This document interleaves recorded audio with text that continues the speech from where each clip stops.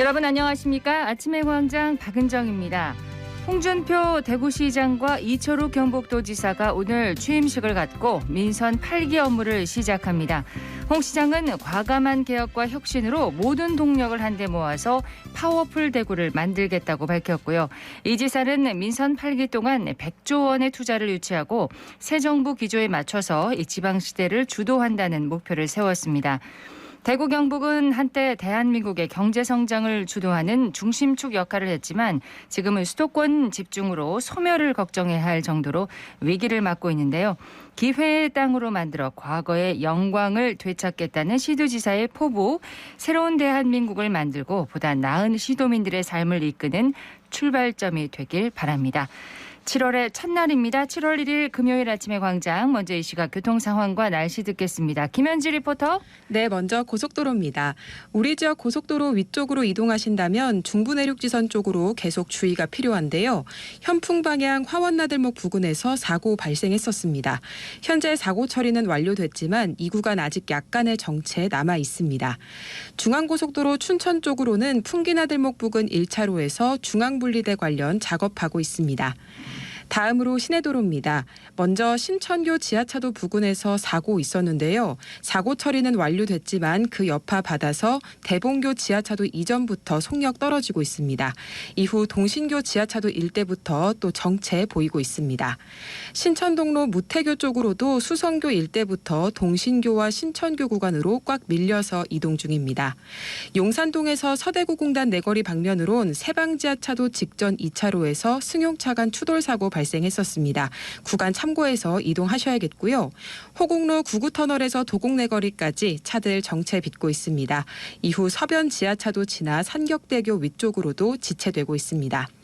마지막으로 날씨입니다. 지표면이 습한 가운데 밤사이 기온이 떨어지면서 내륙을 중심으로 1km 미만의 안개가 낀 곳이 있습니다. 시야 확보하셔서 안전하게 운전하시기 바랍니다. 오늘도 비 소식 있습니다. 늦은 오후부터 저녁 사이 대구와 경북 내륙엔 돌풍과 천둥 번개를 동반한 소나기가 내리겠습니다.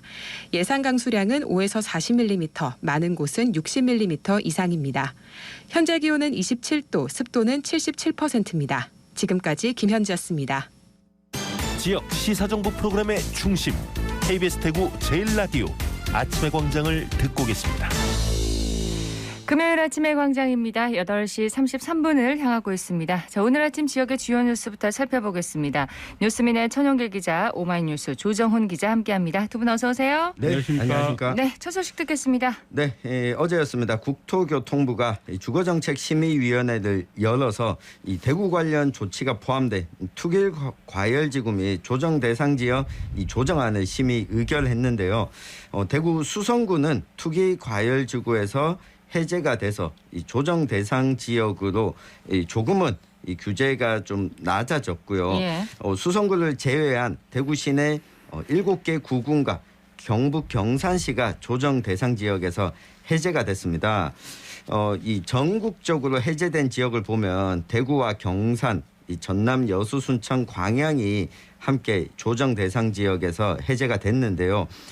이번 조정안은 오늘부터 적용되는 것이 아니고 관보 개제가 완료되는 7월 5일 자정부터 효력이 발생합니다. 다음 주 화요일 자정부터네요. 그렇습니다. 네. 예, 이번에 이 규제가 어느 정도 완화되면서 미분양 물량이 쏟아졌던 이 대구의 경우에는 이 주택 시장이 이제 좀 침체의 늪에서 벗어나지 않을까라고 하는 기대 심리가 작동하고 있습니다. 네. 아무래도 이 대출 규제라든가 그리고 중과세 부과라든가 여러모로 이 주택을 구매하는데 좀 어려움을 겪었었는데 이번 조치가 이 대구 도심의 이 부동산 시장에 좀 활기를 되찾게 할지 네. 좀 기대를 모으고 있습니다. 예, 다음 소식 듣겠습니다. 대구시와 구미시의 해평치수원 공동 이용을 위한 핵심 사업 중 하나인 낙동강유역 안전한 물 공급 체계 구축 사업이 어제 예비 타당성 조사를 통과를 했습니다. 그래서 정부 사업으로 확정이 됐는데요. 본격적인 사업 추진으로 대구 경북 시도민이 먹는 물 불안 해소를 위한 대책이 마련될 것으로 전망이 됩니다. 네. 정부는 최상대 기획재정부 2차관 주제로 제2차 재정사업평가위원회를 열었는데요. 올해 5, 6월 조사가 완료된 예타 및 타당성 재조사 결과 등을 안건으로 심의 의결을 했습니다. 이날 위원회에서는 낙동강유역 안전한 먹는 물 공급 체계 구축 사업 등의 예비 타당성 조사를 넘어섰는데요. 해당 사업은 낙동강 유역 취수원의 다변화를 통해 낙동강 상류 그리고 하류의 취수원을 확보하는 사업입니다. 네. 올해 2028년까지 총 사업비는 2조 4,900억 원 정도가 투입이 됩니다. 정부는 2028년 준공을 목표로 신속한 사업 추진을 위해서 올해 하반기에 타당성 조사 및 기본계획 수립 용역에 착수할 방침이라고 밝혔는데요. 이후에는 2024년까지 기본 및 실시 설계를 하고 환경영향평가 후속 조치를 진행을 합니다. 그리고 2025년에 사업을 착공을 하게 됩니다. 그렇군요. 기재부에서는 1991년 낙동강 패널 사고 이후에 30년간 지속됐던 낙동강 유역 약 700만 명 주민의 불신과 갈등을 해소하고 수질 오염 사고가 발생해도 지역 주민에게 단수 없이 물을 안전하게 공급할 수 있을 것으로 예상한다 이렇게 밝혔습니다. 예, 낙동강 유역 안전한 물 공급 체계 구축 사업 정부 사업으로 확정됐다는 소식 들었고요. 소식 하나 더 듣겠습니다. 네, 오는 6일부터 치맥 페스티벌이 3년 만에 이 야외에서 열리게 됩니다. 이 치맥 페스티벌을 앞두고 일부 정당, 환경, 문화예술단체 10여 곳에서 어제 치맥 페스티벌 대신에 엔맥 페스티벌을 개최하자라고 하는 목소리를 냈습니다. 엔맥 페스티벌이요? 그렇습니다. 이 치맥은 치킨과 맥주를 더해서 만들어진 말인데 치킨이 다 같이 이렇게 모여가지고 치킨을 먹으면서 맥주를 먹는 이게 공장식 축산을 양산하고 이 반환경적인 행사다라고 이들은 주장을 했습니다. 네. 이 너무 많은 이 죽음을 우리가 숫자로만 만나는데 이 생명 존중을 통해 즐길 수 있는 축제를 좀 상상해 보자. 대구 시민들에게 제안을 했습니다. 그러면은 지역의 환경 활동가들이 이제 주장하는 엔맥이라는 N은 무슨 뜻인가요? 네, 우리가 뭐 이 N이라고 하면 어느 것도 들어갈 수 있는데 치킨 대신에 이 다른 음식을 안주로 이 맥주를 즐기자라고 하는 겁니다. 맥주는 빠지지 않는군요. 네, 맥주는 빠지지 않고요. 오는 6일 이 치맥 페스티벌이 열리는 이 두류공원 인근에서 엔맥 페스티벌 열고 이 비건 안주 시식회, 이 거리 연설회, 이 퍼레이드 등을 함께 또 진행할 계획이라고 하는데요. 한번 관심 있는 분들은 지켜보셔도 좋을 것 그러니까 같습니다. 치맥 페스티벌 때 이때 이제 함께 열리는군요. 그렇습니다. 치맥 페스티벌 열리는 공간 옆에서 다른 문화로 한번 맥주를 즐겨보자라고 하는 행사를 연다고 합니다. 예. 자, 이제 이슈 토크로 넘어가도록 하겠습니다. 오늘 짚어볼 이슈는 뭔가요? 네, 오늘 홍준표 대구시장 임기가 시작됐습니다. 시정 혁신안이 공개되면서 이 공직 사회가 술렁이고 있는데 이 기대와 더불어서 과제까지 한번 살펴보겠습니다. 네. 홍준표 대구시장의 시정 혁신안 조 기자님 주요 내용부터 좀 살펴볼까요? 네, 홍준표의 시정 혁신안을 한마디로 말씀을 드린다면 이런 겁니다. 조직 혁신, 인적 쇄신, 책임 행정, 재정 혁신입니다. 유사 중복 조직을 통폐합을 해서 업무 칸막이를 제거하고 그걸 이용해서 시너지 창출에 초점을 맞추겠다라는 것인데요. 네. 이 때문에 작은 부서들을 없애는 대국 대과 원칙에 입각을 해서 통폐합을 하겠다는 것입니다. 기존의 12국 2실 3본부를 9국 3실 2본부 체제로 개편을 하게 되는데요. 산업구조 고도화 추진을 위해서 혁신성장실 미래 ICT국을 신설을 하게 됩니다.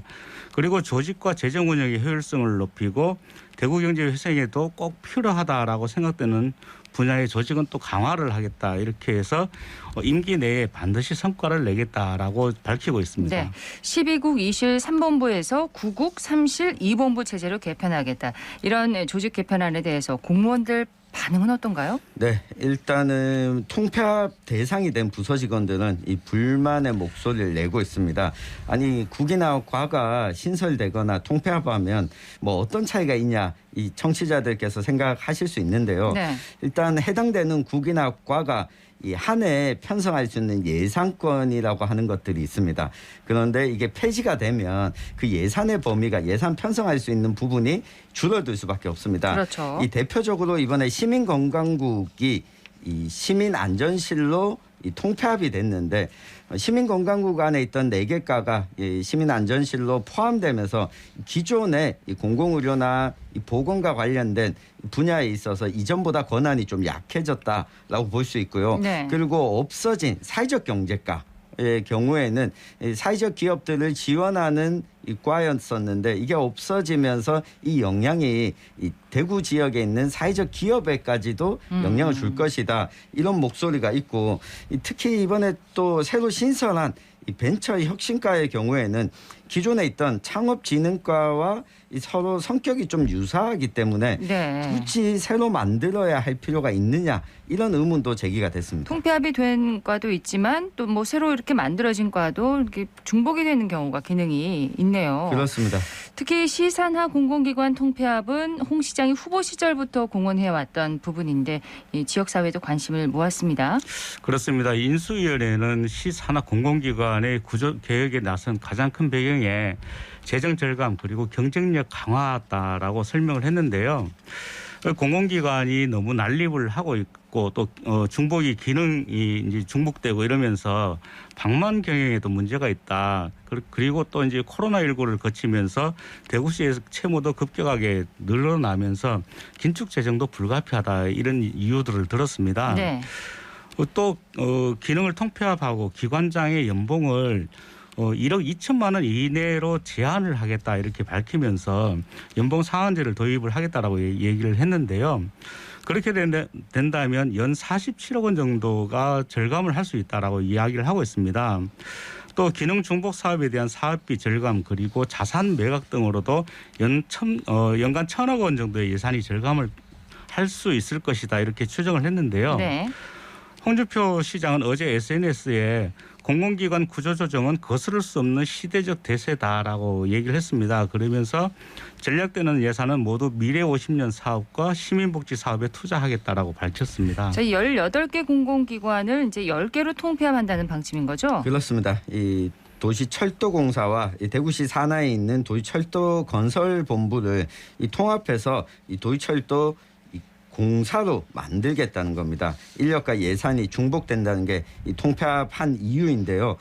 그리고 대구시설공단과 환경공단은 대구공공시설관리공단으로 바뀝니다. 네. 이 같은 체육시설이라 하더라도 이 관리 주체가 좀 이원화되어 있어서 이 신고처가 또 불명확하거나 이 수리가 지연되는 등 시민들의 불편이 컸다는 이 판단 때문이었습니다. 그리고 가장 많은 좀 기관들이 이 통합안이 제시가 된 이 문화예술 전반 분야를 이 종합적으로 지휘할 수 있는 대구문화예술진흥원을 새로 설립하고 이 대구문화재단, 관광재단, 오페라하우스재단, 대구미술관, 이 방자유기박물관, 근대역사관, 향토역사관까지 흡수하겠다는 계획도 발표했습니다. 그럼 이 기관들을 대구문화예술진흥원에서 이제 관리를 한다는 건가요? 그렇습니다. 컨트롤한다는 거죠? 기존에 있던 이 재단들은 통폐합을 하겠다는 건데 여기에다가 이 대구사회서비스원, 여성가족재단, 평생학습진흥원을 통합해서 이 대구행복진흥원을 설립하겠다라고 발표를 했습니다. 네. 이 복지와 여성 청소년 업무를 하나로 통합하겠다라고 하는 건데 사실 평생학습진흥원은 지난해 만들어졌고 대구사회서비스원도 만들어진 지가 이제 3년밖에 되지 않았거든요. 네. 이것까지 하나로 좀 통합하겠다는 이 계획을 발표했고요. 이 산업 관련한 기관들도 통폐합하겠다라고 제시했습니다. 대구디지털산업진흥원, 대구경북디자인진흥원의 기능을 기존에 있는 대구 테크노파크로 통합하겠다라고 제시했는데요. 여기다가 엑스코를 이 국제회의 기능이 국제회의 유치 기능을 엑스코에 추가를 하고 이 대구 도시공사의 명칭도 대구 도시개발공사로 변경하겠다라고 발표를 했습니다. 네. 그럼 이런 통폐합이 언제쯤 가시화될까요? 본격적으로 진행이 될까요? 네, 이제 통폐합은 올해 말쯤 되면 윤곽이 나오지 않겠나 이렇게 보여지고 있는데요. 우선 조직 진단 그리고 전문가 의견 수렴, 조례 제정 등의 과정을 거쳐야 됩니다. 그 과정을 거친 이후에 통폐합을 진행을 하고 그 과정에서 불이익을 보는 직원이 없도록 임직원을 제외한 나머지 직원들은 고용을 다 승계하겠다라고 밝히고 있습니다. 통폐합 대상이 되는 공공기관들 반응이 좀 궁금하네요. 네, 일단 일부 기관들 공무원들은 구조개혁안을 겸허히 받아들이겠다라고 밝혔습니다. 이 대구도시철도공사와 대구환경공단의 경우에는 이 기능이 좀 중복되는 업무들이 통합되는 것이기 때문에 이 통폐합 과정에서 이 고용승계가 이루어진다면 이 특별하게 여기에 대해서 막 공식적으로 불만을 토로하고 있지는 않은데요. 네. 다만 이 해당 기관의 노동조합들은 이번 개혁안을 두고 이 효과가 좀 불분명하고 신분상의 문제가 생길 수 있는 우려를 나타냈습니다. 네. 이 고용승계를 약속하긴 했지만 이 지역 공기업 노조 협의체와 이 공동 대응 방안을 논의해 보겠다라고 하는 입장을 발표했습니다. 그러면 구체적으로 어떤 부분들을 풀어야 하나요? 네, 예를 들면 이렇습니다. 도시철도공사 그리고 도시철도건설본부가 대구교통공사로 통폐합을 하게 되는데요. 이렇게 된다면 대구도시철도건설본부는 공무원이 근무하고 있습니다. 네. 그리고 또 대구도시철도공사는 공사거든요. 말 그대로. 그렇기 때문에 공무원과 공사 직원이 같이 근무를 하게 된다면은 상당한 혼란이 발생을 할 것이다. 이렇게 보여지는 겁니다. 그리고 이제 또 만일 인사를 하게 된다거나 조직 배분에 있어서도 상당히 혼란이 예상이 되는데요. 예. 여기에 대해서 인수위 측은 대구도시철도건설본부 소속 공무원들은 교통공사로 파견하는 형태로 운영할 것이다. 파견으로. 네, 그렇습니다. 그러면서 만일 다시 공무원으로 돌아오지 않는다면 공사 직원으로 그대로 남을 수도 있다. 이렇게 얘기를 하고 있습니다. 네. 그렇지만 도시철도건설본부 소속 근무 직원들이 대부분 기술직 공무원들이거든요. 그렇기 때문에 기술직 공무원들은 사실 승진에 대한 좀 불이익이 예상되는 부분이 상당히 많이 있습니다. 이 때문에 파견 근무를 과연 선호할까 이런 의문도 남게 됩니다. 그렇군요. 그리고 출자 출연 기관의 통폐합은 범위가 더 큰데 이 부분은 또 어떻게 들어갈까요? 네, 앞서 잠깐 말씀을 드렸는데 문화예술 분야가 가장 많은 기관들과 업무가 통합되게 됩니다.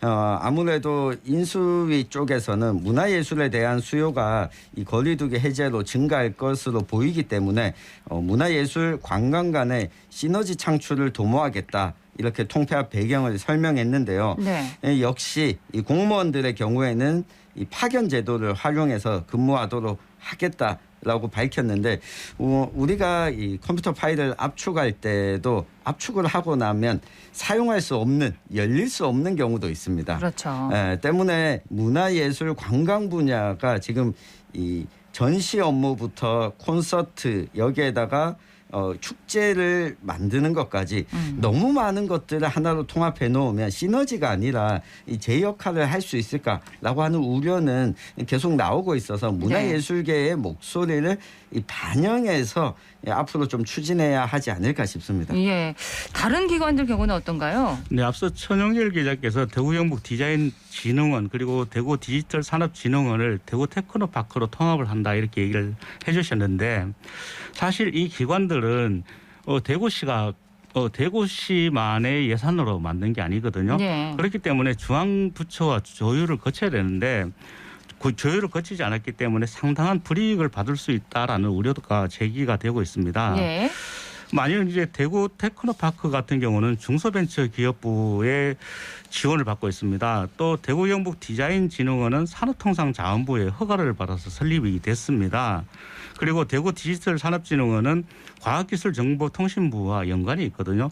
그 정부 부처와도 각각이 다 다르기 때문에 이걸 대구시가 하나로 통합을 한다 그러면은 이게 만일 정부 중앙부처에서는 굉장히 혼선을 줄 수 있단 말이에요. 예. 자, 오늘 출범하는 홍준표 대구시장의 혁신, 이 혁신안이 성공하려면 어떻게 해야 할까요? 네, 일단 시장이 강한 통폐합 의지를 만들어냈는데 이걸 성과로 내기에 급급해서 빠르게 추진하다가 놓치는 부분이 있지 않을런지 이 부분을 출범하는 홍준표 대구시장 후보에서는 좀 신경을 써 주셨으면 합니다. 속도를 조절해야 한다는 의견이시고요. 네, 공무원 노조가 어제 그 성명을 냈는데요. 뼈를 깎는 고통을 일방적으로 공무원과 공공기관에만 전가하지 말고 먼저 솔선수범을 보여야 한다 이렇게 지적을 했습니다. 독불장군이 아닌 소통하는 시장이 되어야 혁신도 성공할 수 있을 것이다 이렇게 생각을 합니다. 네, 대구시정의 혁신안을 살펴보고 그 기대와 과제를 함께 살펴봤습니다. 뉴스민의 천영길 기자, 오마이뉴스 조정훈 기자였습니다. 두 분 고맙습니다. 감사합니다.